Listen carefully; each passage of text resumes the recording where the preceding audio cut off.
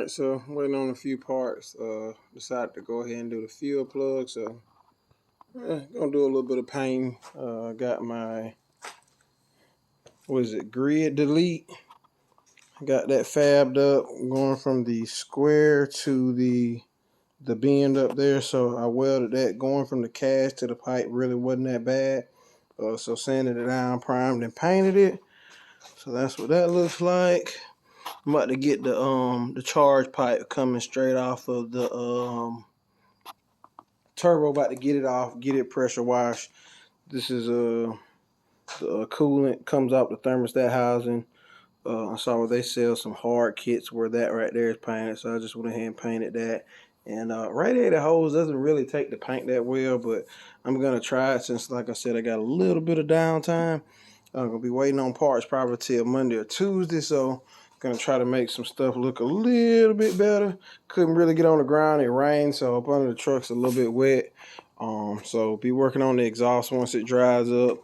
The fuel plug was a little bit of a headache. It wasn't a Y bridge bad, but some tools you might want to consider. I saw where people were like, get an 18 and a ratcheting wrench 18. I don't see it. Like if the wrench looks like that, it just, with mine, I'm not sure if somebody already tried to round it off or not, but that one did not want to grab it well.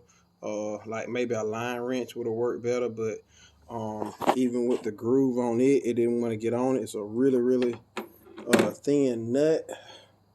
It's on the back of it. Let's see if I can find it here. So it don't have like a whole lot to grab. Let's see if it'll focus.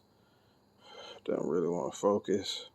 Okay, so you don't have a whole lot to grab there, so the line wrench doesn't really want to bump up on it being as fat as it is. So a little bit of an issue. It did try to round off with that wrench there. So then it was time to go back to the drawing board. I saw a guy say he cut an 18 millimeter. So that's what I ended up doing. Let's see if that'll focus. So I cut it to get it in there because it's that tight and it still wouldn't fit with a ratchet. So I went and bought, I think they call this like a crow's foot, but this came in a pulley kit for like a belt tensioner. This came in a belt tensioner kit. It was a lot longer. I put a measuring tape in there, measured it, and cut it. So that's what I went through just to try to get that plug out. So you've been warned. It's not as sweet as you might think to take a plug out. Now, actually, I had to get a buddy over here to help me put a little extra muscle on it, man. Yep, I had to help him.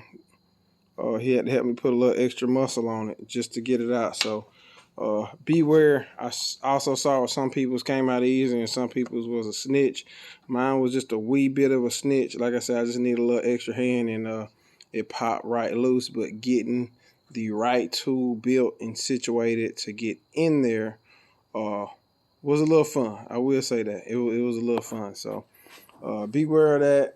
You know, any issues or hard, I guess, like lessons I learned, just gonna try to share it. So I can't really help you. All I can do is tell you about it. Don't jump into this job unless you're ready to buy the right tools.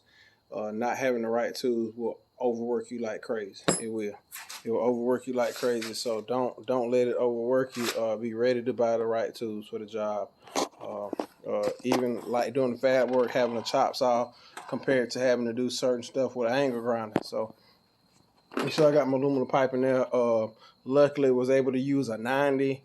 Weld to the square to where it was going around, and then I'm gonna go to a 90 coupling. I'm gonna try to get red couplings. As you see, I painted the turbo red. I'm gonna be painting the pipe red. Going to see if I can get red couplings because I would like to go ahead and swap them before they fail. Okay, especially coming straight out the turbo.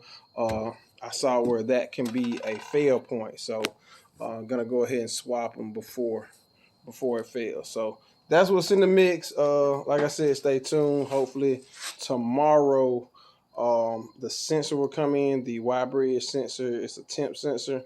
It's supposed to come in today. I can't really put the pipe on until then. I guess I can run the coolant lines. I'll go ahead and put the coolant lines back.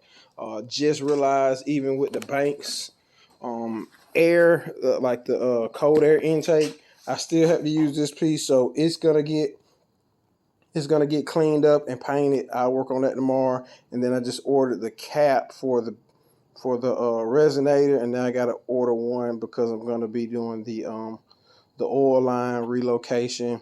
I gotta check my email and make sure I did order that and where is it coming from, and a ETA on that. So we'll be working on that. I also still have to do my downpipe.